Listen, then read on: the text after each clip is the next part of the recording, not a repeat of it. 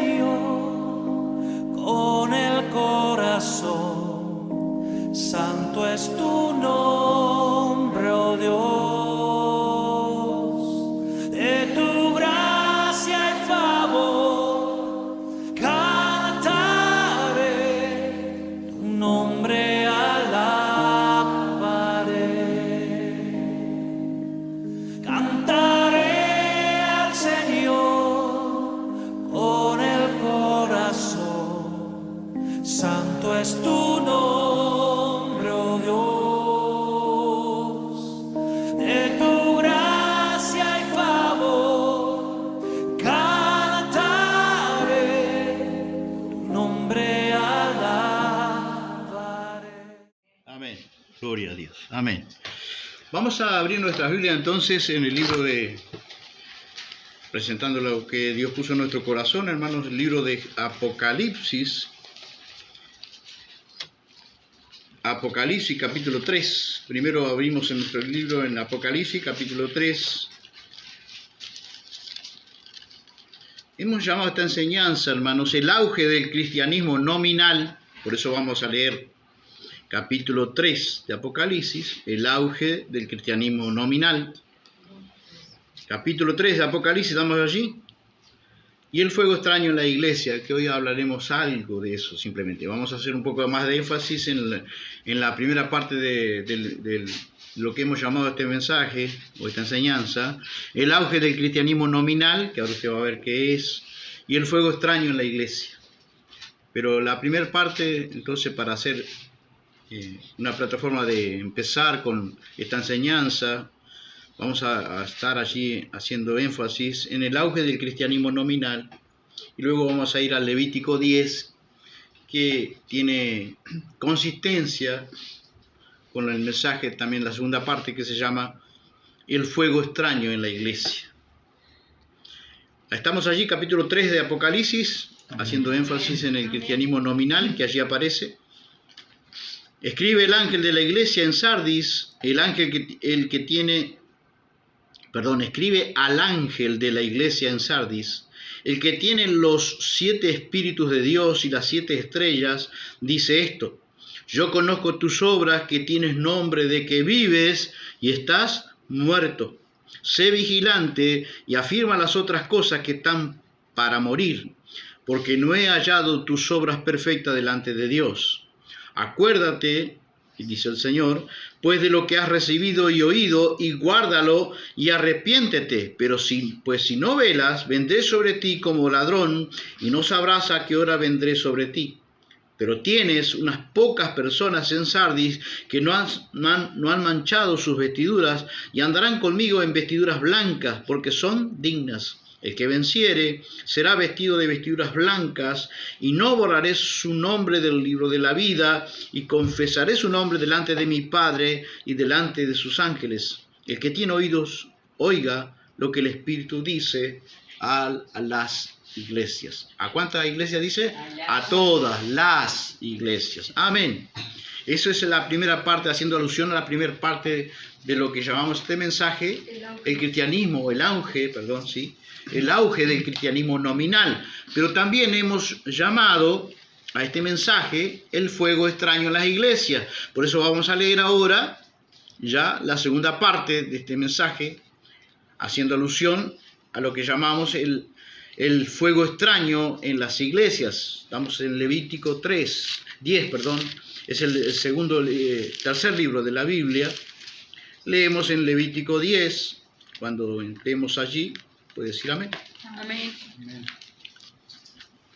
Levítico 10, vamos a leer allí, donde hace alusión a un fuego extraño que 2 sacerdotes ofrecieron a Dios, y que por ello fueron consumidos por un fuego de Dios. Dice el pecado de Nadab y Abiú, capítulo 10 de Levítico: Nadab y Abiú, hijos de Aarón, tomaron cada uno su incensario y pusieron en ello fuego, sobre el cual pusieron incienso, y ofrecieron delante de Jehová fuego extraño, que él nunca les mandó. Y salió fuego de delante de Jehová y los quemó, y murieron delante de Jehová. Entonces dijo Moisés a Aarón: esto es lo que habló Jehová diciendo: en lo que a mí se acercan me santificaré, y en presencia de todo el pueblo seré glorificado. Y Aarón calló. Y llamó Moisés a Misael y a Elzafán, hijos de Uziel, tío de Aarón, y le dijo: acercaos y sacad vuestros hermanos delante del santuario, fuera del campamento. Y ellos se acercaron y los sacaron con sus túnicas fuera del campamento, como dijo Moisés. Entonces Moisés dijo a Aarón y a Eleazar y a Itamar sus hijos: no descubráis vuestra cabeza, ni rasguéis vuestros vestidos en señal de duelo, para que no muráis, ni se levante la ira sobre la congregación. Pero vuestros hermanos, toda la casa de Israel, sí lamentarán por el incendio que Jehová ha hecho, Ni saldréis de la puerta del tabernáculo de reunión, porque moriréis, por cuanto el aceite de la unción de Jehová está sobre vosotros. Y ellos hicieron conforme al dicho de Moisés. Y Jehová habló a Aarón diciendo: tú y tus hijos contigo no beberéis vino ni sidra cuando entréis en el tabernáculo de reunión, para que no muráis. Estatuto perpetuo será para vuestras generaciones. Y para poder discernir entre lo santo y lo profano, entre lo inmundo y lo limpio, y para enseñar a los hijos de Israel todos los estatutos que Jehová les ha dicho por medio de Moisés. Hasta ahí. Amén, hermanos. Amén. Vamos a la primera parte del mensaje que hemos llamado el auge del cristianismo nominal. ¿Qué es un cristianismo nominal? Bueno, viene de la palabra solamente, significa que es un cristiano solamente de nombre, de etiqueta, de apariencia. Y eso está en auge, hermanos. Es preocupación en forma general en todo el mundo, pero esta enseñanza nació en mi corazón porque escuché que, yo no sabía, que Brasil tiene 70 millones, escuchó bien, 70 millones de creyentes que son supuestamente evangélicos. ¿Cuánto? 70. Brasil tiene una población de 213 más o menos millones de personas, un poquito más, 360.000. 213 millones de personas, más o menos, un poco más. Y su población, 70 millones de esos 213, es un altísimo porcentaje, ¿no? ¿Cómo debería de estar la nación de Brasil? Si los creyentes somos sal y somos luz de la tierra. ¿Cómo debería de estar Brasil? Pero le voy a dar algunos datos. 70 millones de supuestos evangélicos. Dice, cuando usted encuentra las propiedades de Brasil, dice, en su mayoría cristianos. Los habitantes de Brasil en su mayoría son cristianos. Pero tenemos que llegar a una conclusión. ¿Cuántos cristianos verdaderos? ¿Y cuántos nominales? Nominales, ¿qué significa? Son cristianos de nombre. ¿Cuántos cristianos nominales tendrá Brasil? Nuestro país vecino. Y esto es un problema a nivel mundial, hermano. Usted encuentra que mayoritariamente dice cristianismo. El cristianismo es la religión que más prevalece o que más está en Brasil. Es un país con mayor, vamos a ver ahora las inconsistencias con ese altísimo porcentaje de evangélicos. Por lo menos yo encuentro inconsistencia. Debería de estar casi que una nación debería ser la luz del mundo, ¿no? Del foco de atención del mundo. 70 millones de creyentes evangélicos. Pero, sin embargo, es una de las naciones con mayor tasa de desempleo. Están complicados como estamos también nosotros acá. Pero acá, ¿cuántos somos de creyentes? Es mínima la expresión de creyentes que hay. Brasil, estamos hablando de 70 millones, le vuelvo a reiterar. Hay mucha corrupción. Es uno de los países que se reconoce como mayor corrupción pública de todo el sector público, de los gobiernos. Está gobernado en este momento por una persona que estuvo presa por supuestos delitos de corrupción. Brasil tiene las características del gobierno que está ahora. Es un gobierno que va contra la Biblia. Digo yo, ¿cuánta incidencia tienen los 70 millones de creyentes allí? Porque Brasil está gobernado por ese gobierno, por un gobierno que apoya el aborto, apoya la ideología de género, apoya la destrucción de la familia tradicional, porque apoya todo lo que es los otros estilos de familia, que usted ya sabe a qué me refiero, ¿verdad? A las otras familias que no son del patrón bíblico que la Biblia establece, que Dios mismo estableció como patrón para formar la familia. Un hombre, una mujer, y promueve, hay una corrupción terrible, desempleo terrible. Entonces, la conclusión a la que podemos, la deuda per cápita, que tal vez no soy ni cerca de manejar muchos términos técnicos de cuánto, pero la deuda per cápita, más o menos, ¿qué quiere decir la deuda per cápita? Es una comparación que hace la gente, no es que nadie lo... Pero por cada niño que nace en Brasil, ya nace con una deuda, por la deuda externa que tiene el país, con el endeudamiento externo que tiene Brasil, ya nace, cada niño que nace se podemos parafrasear así, para entender, ¿no? Cada niño que nace en Brasil ya tiene una deuda, es como que si ya nace con una deuda de 8.270 euros por habitante.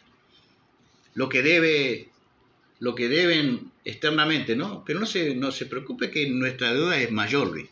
Pero estamos hablando... En Uruguay, la deuda por cápita, cada niño que naciera, sí, nadie le va a cobrar, por supuesto, pero se divide en los habitantes que tiene, lo que se debe en deuda externa. En Uruguay anda en 2024, en 74.000, ¿puede ser? Sí, tal vez. 74.690 euros. La nuestra es muchísimo más. Pero estamos en la comparación de que en Brasil tiene 70 millones de creyentes. Debería, por lo menos, de verse reflejado en algún área, ¿no?, de los creyentes. Tienen en el gobierno, tienen muchísimos senadores, muchísimos diputados, pero son cristianos verdaderos. Esa es la pregunta, ¿no?, que nos hacemos, ¿no?, ante este panorama. Yo creo que tenemos que llegar a la realidad que muchísimos de estos creyentes, de esos 60 millones, yo preguntaba a un pastor de allá, y dice, acá pulula la iglesia falsa, los pastores falsos, ponen cualquiera es pastor, entonces también las iglesias pululan falsas, las herejías, el evangelio falso, todo lo falso pulula, y en esos 70 millones estamos hablando de... Dios sabrá cuántos creyentes son verdaderamente pueblo. Entonces lo que hay allá es muchas veces un auge de cristianismo nominal, solo de nombre. Porque si los creyentes somos, como dice Mateo 5:13, como estableció el Señor, los discípulos, ustedes, son la sal de la tierra. ¿Qué quiere decir que somos la sal de la tierra? Que van a ir por todo el mundo diseminando, predicando el evangelio, ¿no? Que es una manera de identificarlo con la sal, porque la sal, ¿qué hace? Purifica, sazona, preserva de la corrupción. Y decíamos que Brasil, con 70 millones, es uno de los países más reconocidos con abundante corrupción en la esfera pública. Y ahí, ¿cómo armonizamos eso, o cómo ponemos eso en correcta relación con lo que la Biblia dice que somos? La sal de la tierra. Si un discípulo, o peor aún, un ministro, no obra como la sal, o sea, no purifica, no sazona, no preserva de la corrupción en el mundo, su utilidad se ha desvanecido por completo, y dijo Jesús que no sirve para nada. Creyente de nombre no sirve para mucho en la mano de Dios. Tenemos que ser lo que Dios nos ha llamado a ser, sal de la tierra. Amén. Amén. Pero no solamente que nos llamó a ser sal, también nos llamó a ser luz. Ustedes son la luz del mundo. ¿Qué quiere decir Cristo cuando nos dijo que nos puso esa responsabilidad de ser ahora la luz del mundo? Como Cristo, los discípulos están puestos para iluminar y dar luz a otros. Estamos puestos en la vida para iluminar y dar luz a otros. ¿Cuánta luz daremos? Imagínense 70 millones para parafrasearlo en un contexto físico, ¿no? Si un creyente iluminara su manzana en su barrio, ¿cómo estaría Brasil con luz espiritual? Si irradiara buen testimonio en el barrio, ¿no? Y ahí vemos que muchas veces que puede haber mucho cristianismo nominal, solo de nombre. Ustedes son la luz del mundo. Los discípulos están puestos para iluminar y dar luz a otros. El Evangelio es una luz tan fuerte y comporta tanta evidencia que Jesús dijo que ustedes no se van a poder esconder. Nos comparó como una ciudad asentada en un monte. ¿Quién puede no ver una ciudad que está asentada en un monte? Está estructurada arriba de un monte. La ve todo el mundo, ¿verdad? Así habla de Jesús de la evidencia del Evangelio. Pero ¿se verá esa luz en 70 millones de personas creyentes? ¿O serán creyentes con muchos de ellos? No todos, por supuesto, porque de eso todo tiene que haber un remanente. Pero el cristianismo tiene un auge. Cuando decimos auge es un apogeo, está en su mayor apogeo, en su mayor intensidad. De un cristianismo nominal. Ahora vamos a ir mirando otras características más simples, ¿no? Así alumbre vuestra luz delante de los que están en la casa, dice. Porque el Evangelio ilumina a todos los que están primero, ¿dónde? En la casa. Dice que ustedes son como una luz, que no la escondan, dice Jesús. Que pongamos la luz no debajo de la mesa, ¿no? Sino que la pongamos en un lugar que evidencie, que ilumine a otros en la casa. Si cada creyente, 70 millones, iluminara su casa propia, ¿estaría mucho mejor Brasil? Yo creo que sí, yo creo que sí. Entonces tenemos que llegar a la conclusión que hay mucho cristianismo, pero de nombre, nominal. Porque juntar gente, hermanos, no es hacer discípulos, como alguien le dije alguna vez. Tenemos que ser como Juan el Bautista, ¿no? Por medio de un buen vivir, nosotros manifestamos lo que Pablo, o la Biblia registra, mejor dicho, de lo que Juan Bautista era. Dice que era una antorcha que ardía y alumbraba. Pero primero observe que si no arde, si no tiene la presencia de Dios, la gracia de Dios en Juan el Bautista, era lo que le daba la bendición de poder también, no solamente alumbrar, sino ardía y alumbraba. Así tendríamos que ser los creyentes, pero la verdad que muchas veces estamos ante un auge, lamentablemente a nivel mundial, no solo Brasil, del evangelio cristianismo o creyentes nominales. Vamos a mirar algunas características de un creyente nominal. Jesús lo dice en Apocalipsis 3:1, ¿no? Tú tienes nombre de que vive, pero estás muerto. Otra versión dice, tú tienes fama de que tienes vida, pero estás muerto. Ese es el cristianismo nominal que Jesús mismo lo identifica en Apocalipsis capítulo 3, a la iglesia de... ¿Y cuántas eran las iglesias que estaban en ese sentido? Y la iglesia puede ser un periodo de la historia, ¿no? Yo creo que muchas veces la iglesia en forma general se puede parecer a la iglesia de Sardis. Mucho cristianismo nominal. Que Dios nos ayude a contextualizar y testearnos si yo estoy en el cristianismo nominal o soy un verdadero creyente. ¿Cómo es la cosa? El cristianismo nominal. El nominalismo, o sea que existe solo de nombre o de manera formal, pero no en la realidad o en su totalidad. No hay un contenido interior que podamos decir, bueno, no, esta persona es un verdadero creyente, o si no, un creyente de nombre. Los cristianos nominales son los que asisten a la iglesia, se identifican como cristianos, pero cuya fe no va más allá de muchas veces de una afiliación a la iglesia.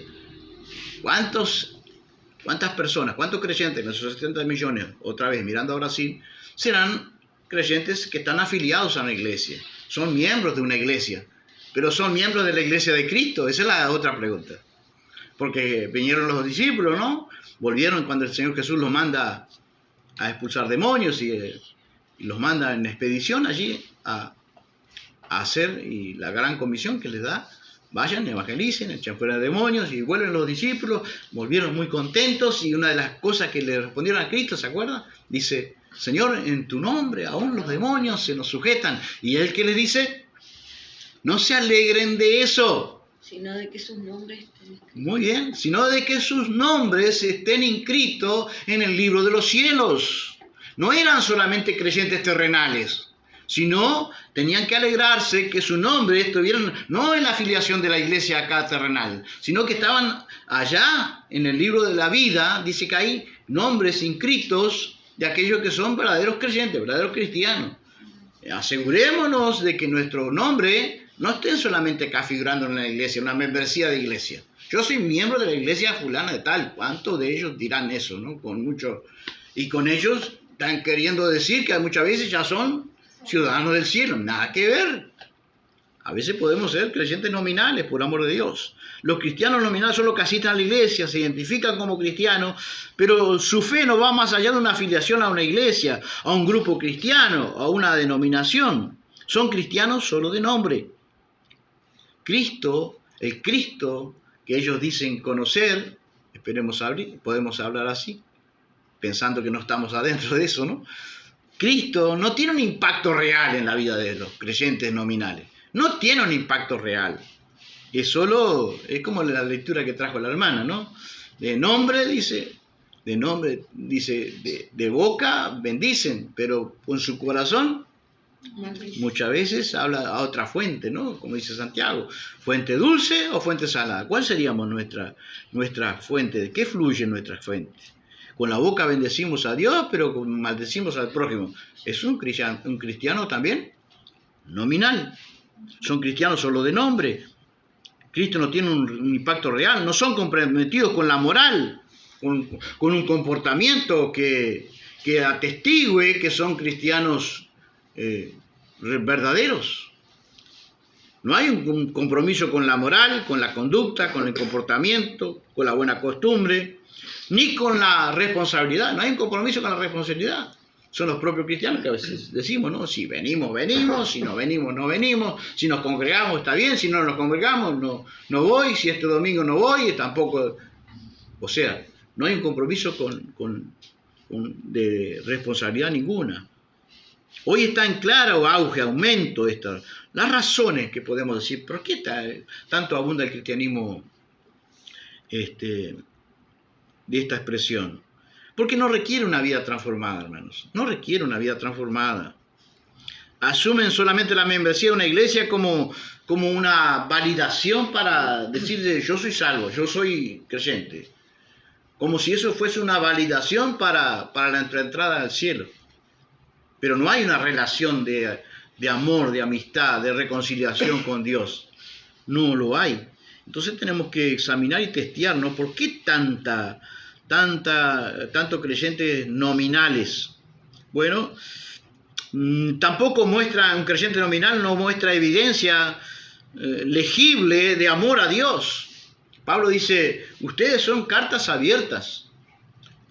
Y dice que leída por todos los hombres. O sea, somos como una carta que los creyentes van a manifestar al mundo que pertenecen a Cristo.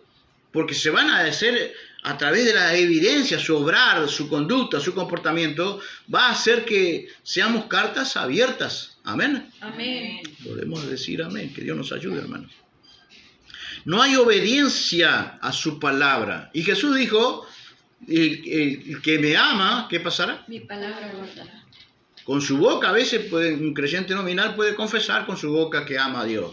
Pero se va a evidenciar realmente si es un creyente que ama a Dios o un creyente nominal, si guarda la palabra de Dios, si se conduce por la palabra de Dios. Entonces, si alguno está en Cristo, dice la palabra de Dios, 2 Corintios 5, 17, ¿qué pasará? Nueva criatura es, una nueva creación, como dice en Gálatas. Y ahora vamos a mirar también otro pasaje de ahí. Pero, por ejemplo, también dijo Jesús en Juan 14, 23, el que me ama, mi palabra guardará, y mi Padre le amará, y vendremos a él, y haremos morada con él. Tendremos a nuestro Padre Celestial morando conjuntamente con Cristo en nuestro corazón, a través de su Espíritu Santo. Ojalá que sí. Pero tenemos que guardar su palabra. El creyente nominal tiene confianza en ritos. Él confía cuando él puede decirte el día que se bautizó, cómo estaba el día incluso, con quién se bautizó, en dónde se bautizó, lo recuerda. Y eso está bien, hermano. Tenemos que pregonar también, ¿no? Jesús no... Juan el Bautista no quería bautizar a Jesús y Jesús dice, es necesario que cumplamos toda justicia, toda demanda del Padre, Jesús la quería cumplir. Tenemos que cumplir con el bautismo. Pero no creamos que el bautismo salva. El bautismo es todo al revés. El bautismo es para los que están salvos, no es para salvación. ¿Entendió eso? Podemos entender. Y muchas veces el cristiano nominal piensa que pone confianza en los ritos, no en la obra de Jesucristo en la cruz. Por eso Pablo escribe en Gálatas 6:15, en Cristo no vale nada la circuncisión ni la incircuncisión. No importa si estoy circuncidado o no estoy o nunca fui circuncidado. Eso no vale nada en Cristo. ¿Qué es lo que vale? ¿Cómo sigue la cosa? En Cristo lo que vale, dice Pablo, es una nueva creación. Si soy nueva criatura en Cristo, eso tiene valor delante de los ojos de Dios. Si muestro o manifiesto una vida transformada, eso es lo que realmente tiene valor. Gálatas 6:15, Pablo. Otra confianza nominal es el formalismo de la ropa. ¿Cuántos creyentes creen que por guardar cierto formalismo en su manera de vestirse son salvos por eso? Yo trabajaba con un misionero que él veía una persona bien vestida, una mujer bien vestida, formal, con pollera larga, con pelo largo y todo el uso de costumbre y todo eso. Eso puede ser parte del Evangelio, pero eso no es un indicativo confiable de que esa persona es salva por eso. Y muchas veces la persona, al guardar usos y costumbres, que eso pueden ser buenos, no estoy diciendo con eso que no, pero manifiesta confianza en eso. Y eso lo usa como validación para decir que él es salvo porque se viste de manera formal. Y condena a otros que andan con una pollera más corta o con el... Nada que ver, hermano. Somos salvos por gracia y por medio de la obra de confianza, de manifestar confianza en la obra de Jesucristo. El creyente nominal puede confiar en eso, tener una fe falsa, en la ropa. Es declarar cristiano a alguien por su forma de vestir. Eso está totalmente equivocado. Santiago 2:20 dice, 2:26. Porque como en el cuerpo sin espíritu está muerto, así también la fe, si no tiene obras, está muerta. El cristiano nominal tiene una fe muerta, porque no tiene evidencias de la salvación que dice tener, del Cristo que dice tener, del Evangelio que dice tener. Porque el Evangelio va a producir sí o sí, si realmente hizo una apertura de su corazón en su totalidad. ¿Qué tiene que producir el Evangelio? Una nueva creación. Es necesario, le dijo Jesús a Nicodemo, que era un religioso de aquella época, es necesario, Nicodemo, que nazcas de nuevo, una nueva criatura en Cristo. ¿Podemos decir nosotros que somos una nueva criatura? Cuando la fe no tiene obras, revela que no ha sido cambiada nuestra vida, ni el corazón. Porque el corazón es el centro espiritual de todo lo que nosotros pensamos, de todo lo que las ideas que nacen en nuestro corazón, pero también el corazón es el centro de la toma de decisiones. Amén. Si nos manifestamos obras de justicia, como justos, muchas veces estamos diciendo que nuestra vida no ha sido cambiada, ni el corazón. Les daré un nuevo corazón, sacaré el corazón de piedra, dice el Señor, y le daré un corazón de carne. Tenemos esa evidencia, pensamientos, ideas y decisiones que podemos tildar de nuevas. La forma como vivo revela lo que creo, hermanos, tan simple como eso. La forma como vive un creyente manifiesta si es un creyente verdadero o un creyente nominal, solo de nombre. Las obras son la evidencia de la salvación, hermano. La forma como vivo revela si tengo una fe viva o una fe muerta. El creyente nominal, ¿qué tiene? ¿Cuál fe tiene? Una fe muerta. Jesús lo dice en Apocalipsis 3. Tú tienes nombre de que vives, pero estás muerto. ¿Y cuánto estaban muertos? Casi una iglesia en su totalidad. Que ahora vamos a ir allí. La fe del creyente nominal es una fe falsa, muerta, si no tiene una transformación de vida, básicamente del carácter. Es lo primero que Dios trabaja en nuestra vida. Amén. Para producir obras, primero Dios va a trabajar el carácter. Y estas son las manifestaciones del carácter. Que Dios nos ayude, hermanos. En Gálatas 5:22, las obras de la carne y el fruto del Espíritu, que es la transformación de nuestro carácter, amor. El carácter del cristiano, creyente genuino, tiene que haber amor, paz, benignidad, bondad, fe, mansedumbre, templanza. ¿Están esas cosas en nuestro corazón? ¿O somos creyentes nominales? Que Dios nos ayude a testearnos en nuestro corazón.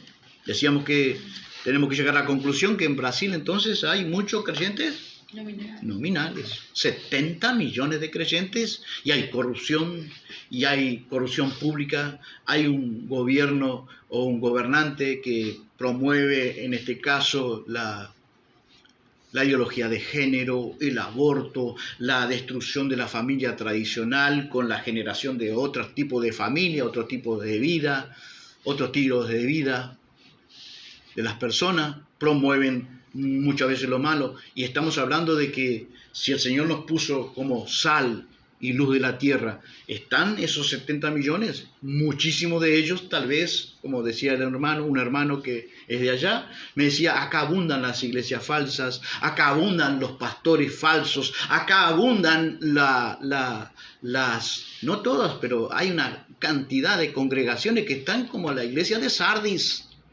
tienen nombre de que viven, ministerios que parecen grandes ministerios, pero ¿cómo los ve Dios realmente en su visión? Muertos. Que Dios nos ayude, hermanos. Vamos a contextualizar en ese sentido. Que Dios nos ayude, hermanos. Jesús mira más allá de la fachada y lo ve muertos. Yo conozco tus obras, dice el Señor. En capítulo 3 yo conozco tus obras. Tienes nombre de que vive y estás muerto. Capítulo 3 de Apocalipsis. Lo que una iglesia es y lo que hace nunca está ajeno a la mirada de Cristo, hermano. Nunca está ajeno. Tenemos que saber que como iglesia, que pertenecemos al cuerpo de Cristo, Dios está sabiendo de todo lo que hacemos. Nuestras obras, Dios mira nuestras obras, no mira lo que decimos, sino que mira nuestro obrar en la vida. Que Dios nos ayude a tenerlo presente.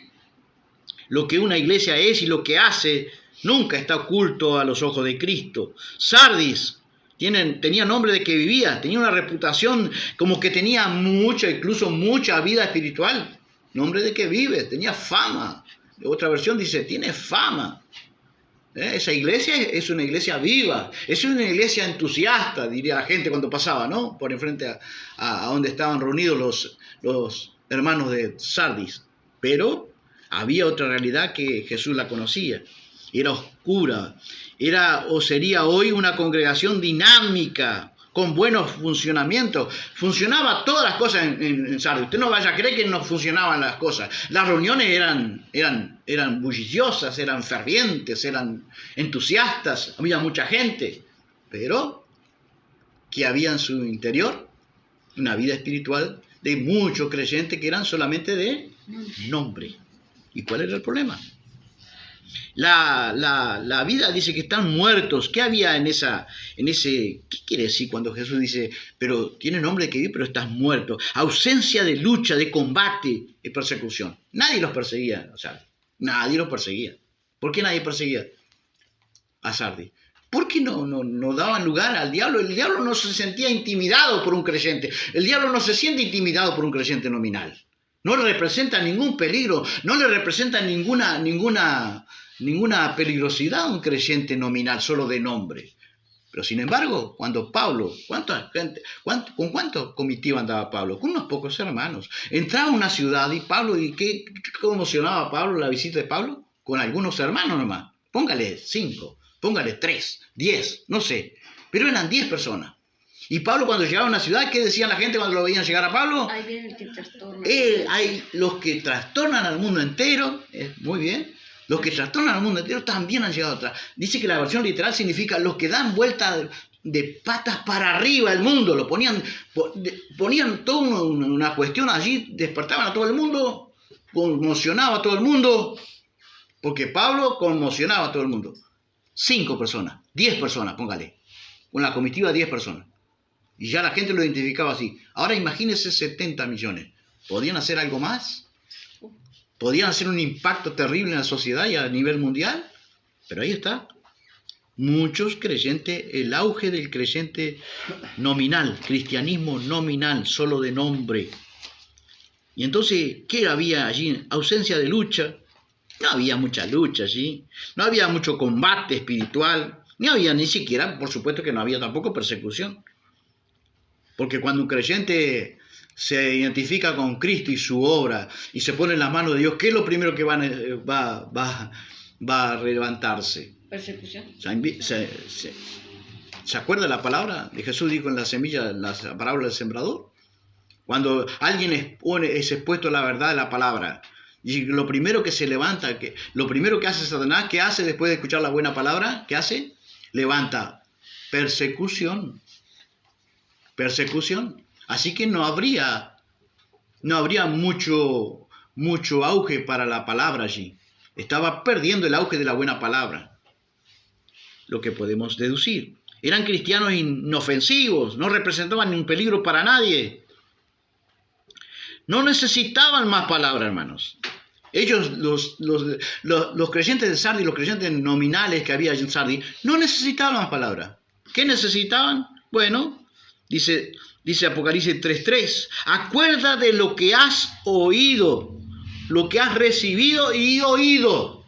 Ellos necesitaban no recibir una palabra nueva, no recibir una palabra de Jesús. Ellos necesitaban, a veces, ¿qué es lo que podemos contextualizar con esto? Sacar en conclusión, que habían recibido la palabra de Dios que se les había ministrado antiguamente, no había sido recibida, ni ha sido mucho menos aplicada. Ellos no necesitaban palabra nueva. Jesús les dice, lo que han recibido y oído, guárdalo y arrepiéntete. Tampoco lo habían guardado. No habían recibido la palabra, porque la persona tiene que recibir la palabra, la persona tiene que aplicar la palabra y tiene que hacer con la palabra también, guardarla en su corazón. Si la guarda en su corazón, va a dar, ¿qué cosa? Frutos del cristianismo genuino. El cristianismo nominal hace eso, hermanos. No recibe la palabra, no la aplica y no la guarda en su corazón. Porque María, ¿dónde guardaba las cosas? En su corazón. El corazón es el centro espiritual del cristiano, del creyente. Entonces él tenía una cuestión que arreglar allí. Jesús le dice, arrepiéntete. Tenía que arrepentirse. ¿De qué? De haber pecado ¿contra quién? Contra la palabra. Porque a veces se nos da buena palabra, pero no la oímos. No, pero yo la oigo, sí. No. Entra por un oído, pero sale por el otro. Ese lleva el sentido que a veces la gente oye. Oír es aplicar. Y oír es aplicar y guardarla en el corazón. Que Dios nos ayude a hacerlo, porque si no somos los creyentes de Sardis. Yo conozco tus obras, tienes nombre de que ir, pero estás muerto. Eran cristianos inofensivos, no representaban un peligro, porque no necesitaban más palabras, sino acordarse de lo que habían recibido, oído, y guardarlo, y arrepentirse, dice. Pero si no velas, la palabra velar significa si no vigilas en ese sentido, de aquí en adelante, ¿qué tenían que hacer? Vigilar. Cuando ante la exposición de la palabra tenían que vigilar. Vendré sobre ti como ladrón. Tal vez ¿en qué? ¿En juicio? Tal vez que sí. Y O tal vez el rapto de la iglesia. Vendré a ti como ladrón. Dice que Jesús vendrá como ladrón, ¿no? Sí. Y no sabrás a qué hora vendré sobre ti. Tal vez está hablando del juicio, del rapto también. Juicio o el rapto. Si no vigilas, vendré sobre ti, no sabrás a qué hora vendré sobre ti. Apocalipsis 3:4. Pero tienes unas pocas personas en Sardis. En Sardis había unas pocas personas. En la iglesia de Pérgamo, el Señor Jesús, por ejemplo, en la iglesia de Pérgamo y en la iglesia de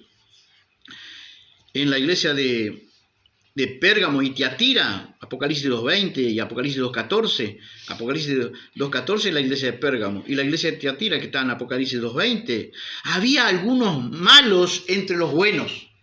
En esa iglesia Jesús dice que había algunos malos entre la mayoría que eran buenos, vistos y utilizados como buenos delante de Jesús. Pero aquí en la iglesia de Sardis es todo al revés. En Sardis había algunos buenos entre la mayoría. ¿Cómo eran la mayoría? Malos. Creyentes que todavía no conocían a Cristo. Seguían con su corazón malo. Que Dios nos ayude. Tú y yo somos ese remanente pequeño. Que no manchamos nuestras vestiduras de santidad o somos creyentes nominales. Esa es una pregunta que podríamos hacernos, ¿no? Deberíamos de testearnos en cuanto, ¿no? ¿Estoy siendo un creyente nominal, solo de nombre? Porque 70 millones de cristianos, podemos repetir, ¿harían un impacto diferente en la sociedad? Yo creo que sí. Pero mire la corrupción que ha tenido, vamos a simplemente a hablar algo nomás, del fuego extraño en la iglesia, en la segunda parte, porque tal vez Dios habilite para otra exposición de la palabra en otro momento. Esto se llama el auge del cristianismo nominal y el fuego extraño en las iglesias. ¿Qué ha derivado esto muchas veces? En la aparición de fuego extraño en las iglesias, que todo se le atribuye al Espíritu Santo y fuego, ¿no? Que se le atribuye a operaciones o manifestaciones del Espíritu Santo, pero el Espíritu Santo muchas veces ha traído un fuego extraño en las iglesias. Hoy ayer o anteayer yo miraba por el tema del mundial, hay iglesias, hermanos, que trajeron la televisión para el templo y el pastor invitándolo, lo pude ver, y pastor invitándolo que va a haber cerveza, va a haber comida, y que el mejor lugar para mirar a la selección de Brasil es estar en la casa de Dios. Pregunto. ¿Serán creyentes nominales? ¿Será Sardis, que está presente en muchas iglesias, lamentablemente? Y eso no es una iglesia sola, quizás a nivel mundial hay muchos otros.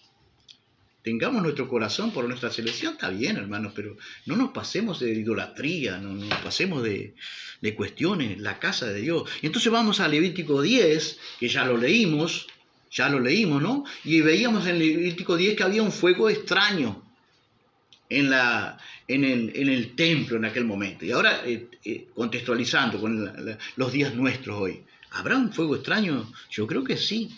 Dice que Nadab y Abiú eran sacerdotes, hijos de Aarón, y nos habla de su pecado y su muerte. Ofrecieron delante de Jehová fuego extraño que él nunca les mandó. Por ejemplo, haciendo alusión a la casa de Dios. ¿Cómo la llamó Jesús? Mi casa será llamada Casa de oración. Casa para mirar fútbol. ¿Será? El lugar para mirar fútbol. ¿Será? Que Dios nos ayude, hermanos. ¿Será que nos están ofreciendo fuego extraño hoy? ¿En qué consistió su pecado de Nadab y Abiú? Ellos obraron así. Dice que de repente ellos prepararon su incensario y pusieron un fuego extraño y lo ofrecieron a Dios. Algo que nunca nadie les había ordenado. La obra de Dios, hermano, no solamente se hace como Dios manda, sino de la forma que Dios manda. Y vamos a ver en próximos, si Dios nos permite, en nuestra próxima exposición de la enseñanza, vamos a entrar un poco más en lo que es fuego extraño. ¿Qué más hicieron Nadab y Abiú que ofrecieron fuego extraño en la iglesia de aquel entonces? Podríamos compararlo así, con la iglesia contemporánea de hoy, que también entiendo que estamos muchas veces o podemos estar en esa posición de ofrecer fuego extraño. Ofrecer fuego extraño era ofrecer incienso extraño. Estaba prohibido. Porque los sacerdotes tenían que ofrecer incienso con el fuego que Dios mismo había encendido hace poco en el altar. No era como hacerlo a mi manera. Entonces ellos ofrecieron a Dios a su manera con fuego extraño. Se atrevieron a quemar su propio incienso sin recibir orden ninguna para hacerlo. En lugar de tomar fuego del altar que había sido encendido recientemente y que de allí en adelante Dios había ordenado que debía ser usado tanto para ofrecer el sacrificio como para ofrecer el incienso, tomaron lo que se dice un fuego común. Hicieron cosas que hacen a las cosas santas de Dios. Tenemos que hacer diferencia entre lo santo y lo que es común, lo que es profano, lo que pertenece al mundo. Si habrá cosas que la iglesia contemporánea de hoy está haciendo que Dios nos ha mandado a hacer en su palabra. Si habrá cosas, hermanos, como esta, por ejemplo, del campeonato mundial, ¿no? Que está allí, el mundial, que está allí presente, iglesias llevando para el mundo cosas que Dios nunca mandó, cosas que Dios nunca... ¿Y qué podrá venir si no se arrepienten? Juicio, porque son creyentes que nominales, que la sal que dijo Cristo, que cuando pierde el sabor, nunca fueron, hermano. No es que perdieron el sabor. Cuando quiere el sentido de que nunca fueron sal. Es que perdieron totalmente la consistencia de lo que es un verdadero evangelio. Al no ser fuego santo es llamado fuego extraño. Habló Jehová y dijo, en el 10:9, tú y tus hijos no beberéis vino ni sidra cuando entréis en el tabernáculo. Se supone que los teólogos suponen que estaban bajo influjo de alcohol, porque los sacerdotes hacían las libaciones, que eran derramar de un vino, y bueno, y a veces se supone que tomaron vino, porque Dios estipula eso, de aquí en adelante los sacerdotes cuando van a ministrar no tomarán vino. Y a veces se ha pregonado tanto sobre el alcohol, muchas veces, se estimula muchas veces al alcohol. Y la pregunta es si estamos ofreciendo fuego extraño o no. Dice que ellos posiblemente entraron bajo el flujo del alcohol. Y Dios dice, de aquí en adelante los sacerdotes cuando ministren no tomarán vino ni sidra. Porque esas cosas pertenecen ¿a dónde?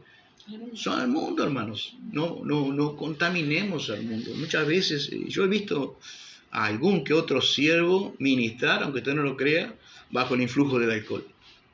Y se pervierte su mente, sus pensamientos son contaminados. Muchas veces lastimando a otros creyentes. Habló Jehová y dijo, tus hijos no beberán vino ni sidra cuando entren en el tabernáculo de la reunión, para que no muráis. Si hacemos cosas que Dios no nos mandó a hacer y las traemos para el tabernáculo, las traemos para las reuniones, y ahora un día esto vamos a explayarnos más. Si habrá cosas que podemos hablar que estimo que pueden ser fuego extraño, trayendo fuego extraño a la iglesia.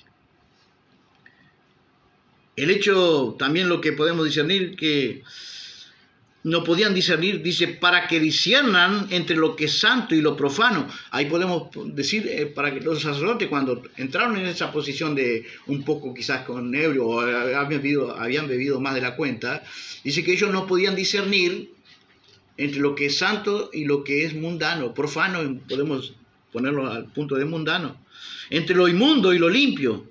El hecho de no haberle dicho nada a Moisés y a Aarón demuestra que tal vez ellos querían tomar las riendas de la congregación. ¿Habrá ese fuego extraño? ¿Habrá gente que se autotitula al mismo y se levanta sin ser enviado?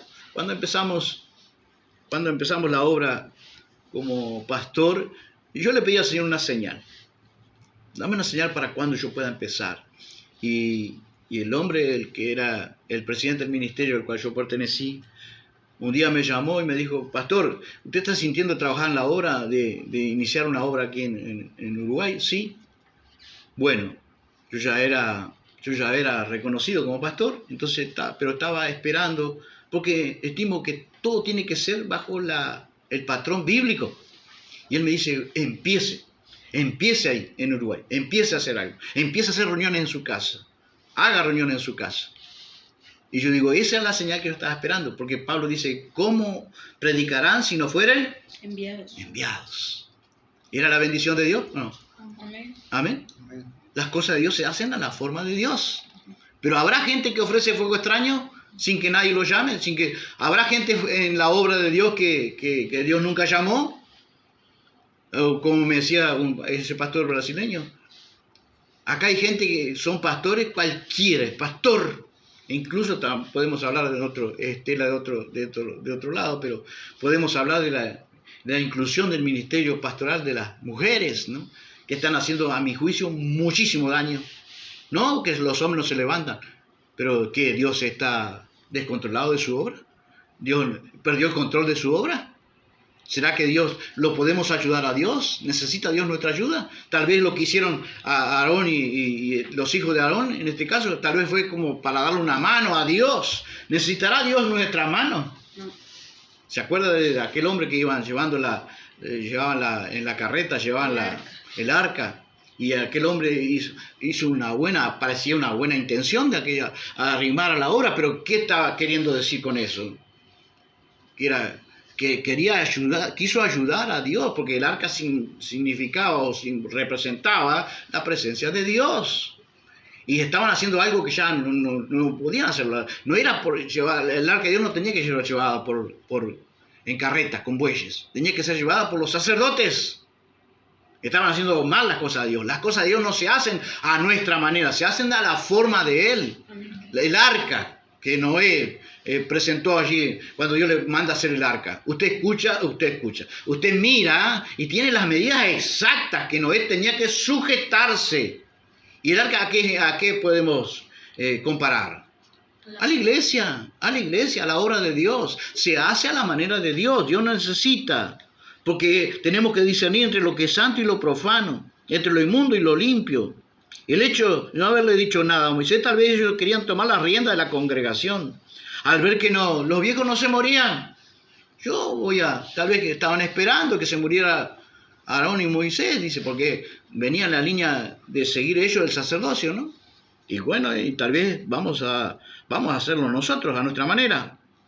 Hasta ahora habían hecho conforme Jehová mandó a Moisés. Ahora es por iniciativa propia.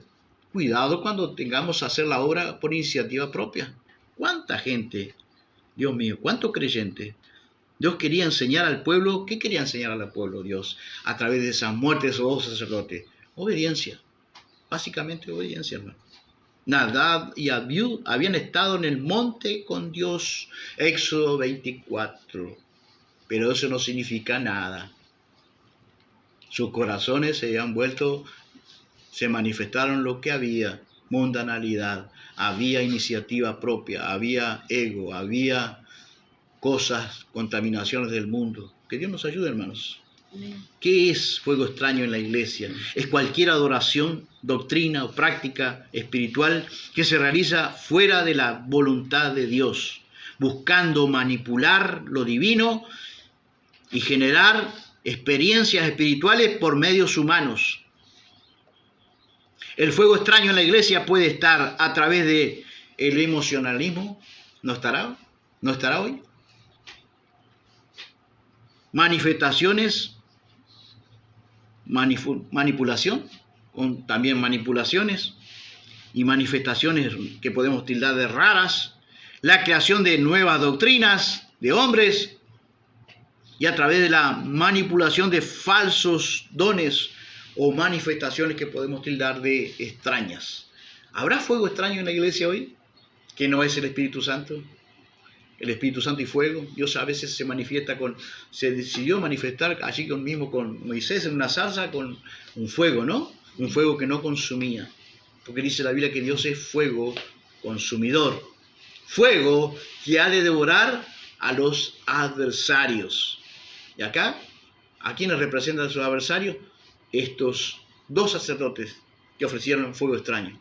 Que Dios nos ayude, hermanos. Paramos por acá. Hoy, con esta enseñanza, que Dios nos ayude a testearnos si somos creyentes genuinos, verdaderos o nominales.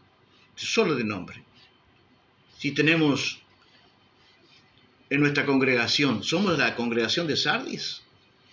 ¿O somos de los pocos de Sardis que dice que todavía, porque había unos pocos en Sardis que todavía no han manchado sus vestiduras de contaminación con el mundo, las cosas del mundo?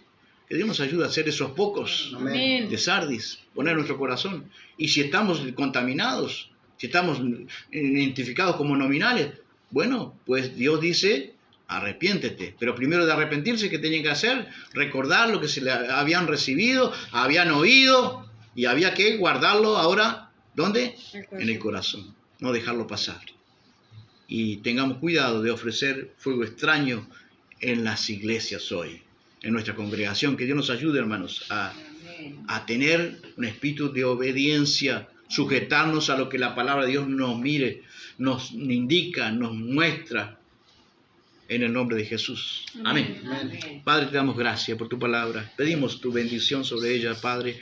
Que tu gracia y tu bendición repose sobre cada corazón que pueda hacer apertura a tu palabra. Señor, que tal vez algunos de nosotros podamos estar en esa contaminación de ser como Sardis, Señor. Necesitamos recordar lo que se nos ha dado, oírlo, Señor, recibirlo, oírlo y guardarlo en nuestro corazón y arrepentirnos, Señor, para que podamos de aquí en más caminar y ser vigilante, como dice tu palabra a la iglesia de Sardis. Sé vigilante, porque si no vendré como a ti como ladrón en la noche, Señor. Ayúdanos a estar preparados para aquel día, Señor, que tú vendrás como ladrón en la noche, Señor, en ese acontecimiento que va a venir de instantáneo, de golpe, Señor. Allí con una apertura en nuestros corazones a tu palabra para sujetarnos a la obediencia que ella nos indica. Te lo pedimos en Jesús, y en Jesús te damos las gracias, pidiendo como siempre la bendición sobre aquel que está enfermo, sobre aquel que necesita una mano de tu bendición y tu ayuda, Padre.